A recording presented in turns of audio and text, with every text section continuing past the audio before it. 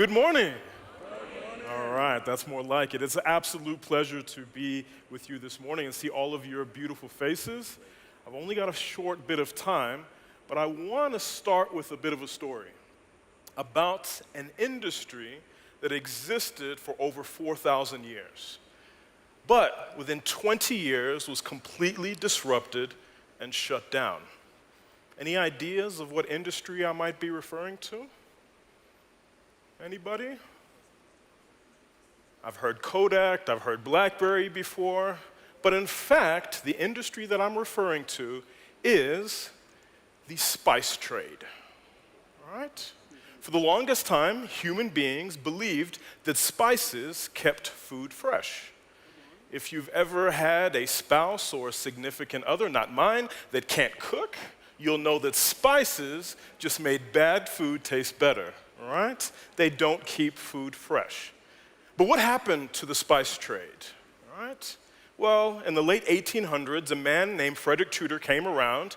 He was known as the Ice King. He's from Boston, Massachusetts, and he took these huge blocks of ice from the rivers there in Massachusetts and shipped them all across the world, from Bombay to Calcutta to Singapore, literally all over the world. And we found out that ice and keeping things cold actually, in fact, keeps food fresh, right?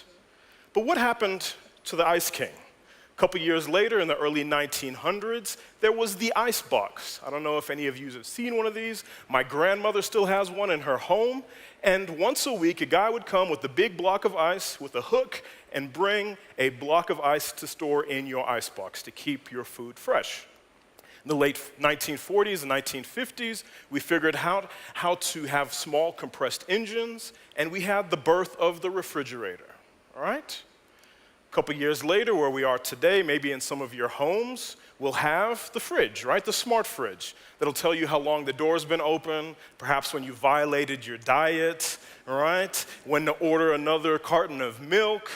But that's where we are today. And we've even evolved past that with rapid on-demand delivery. Within 15, 20 minutes, you can get whatever you want. Thousands and thousands of cuisines, right? Whenever you imagine, you can have it. And a lot of people, young people in particular, don't even have refrigerators in their home anymore for this purpose. So, what do we learn about all of this? No one from the spice trade, despite that industry making billions and billions of dollars and spices being worth more than gold at the time, moved over into the ice industry. Not one. Frederick Tudor and all of his billions in global wealth did not move into the icebox industry. Not one business in the icebox industry shifted into the refrigerator business.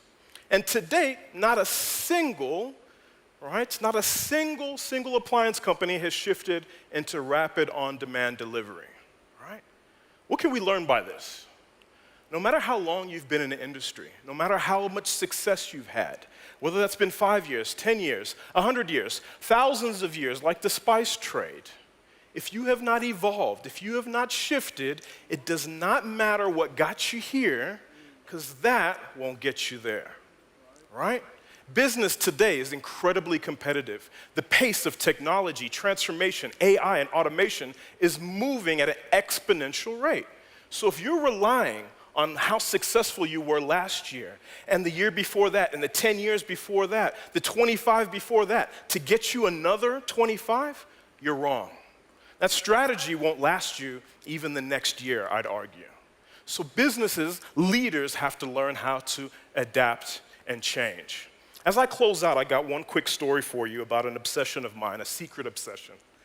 During the COVID pandemic, I was incredibly obsessed with learning about the virus. Not to tell you to vax or not, or to get into conspiracy theories, but I love that this virus continues to transform.